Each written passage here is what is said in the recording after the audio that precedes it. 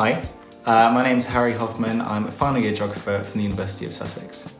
I read about the GeoIntern internship online, and it just kind of stuck out to me as a really singular experience. It was something that was unique in terms of the lab work, the field work, the hands-on nature of it. It was something that I have got in university, but not in such an astonishing kind of location.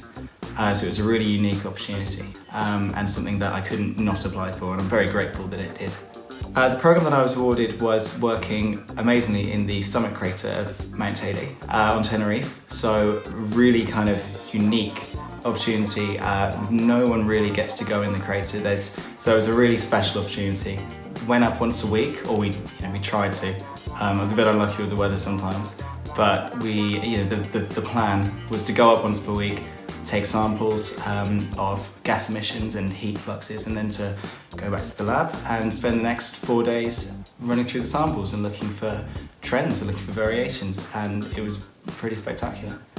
So in the field, we'd always prepare the night before. We'd have a big set of bags that we had to collect first thing in the morning, and they'd be pre-packed with hundreds of vials and all the kind of chambers and probes and gauges that we need up in the crater. When we were there, we had 38 sites that were pre-planned all around the crater.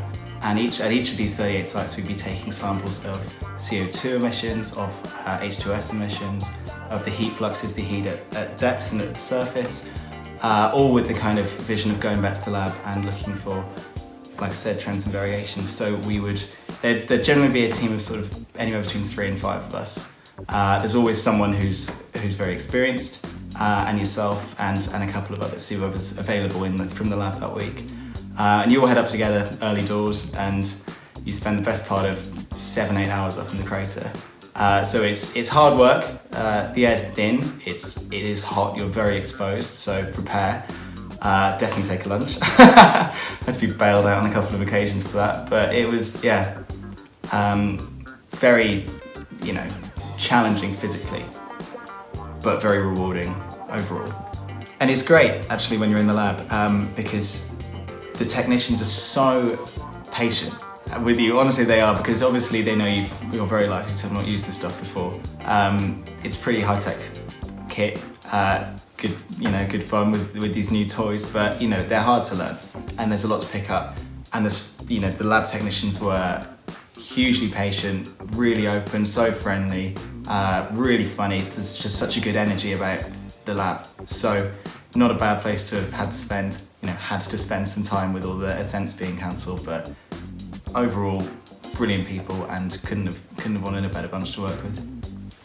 GeoTenerife actually arranged weekend excursions for us. There was at least one every week, and we were very lucky actually, because there was one occasion where they arranged something completely for us, which is a really special occasion, with our stargazing trip, with a wonderful astronomer who, at very short notice, was able to take us up into the caldera. We watched the sun go down above the Pampa de Burro, the donkeys, the clouds, and we watched the sun go down. It was beautiful in the national park above the pine trees, and we spent an evening with this astronomer for about 3 hours. He showed us the constellations. It was wonderful. Ignacio, who is just this fountain of knowledge, he took us on a little hike in the Barranco Infierno, it's called, wasn't it? Hell Valley, or Hell Canyon. Which was an incredible place. Stunning kind of geology and scenery. And then we were also taken out on a boat ride to see Los Gigantes, which is stunning basalt columns, on a par, if not more spectacular than the Giant's Causeway. It's really something. The geology of the place is amazing, and you get to really see it on the weekends, and then you definitely do get your Sundays off, which is a nice extra at the end of the week. Any advice? I would say I have one piece of advice, and that is apply.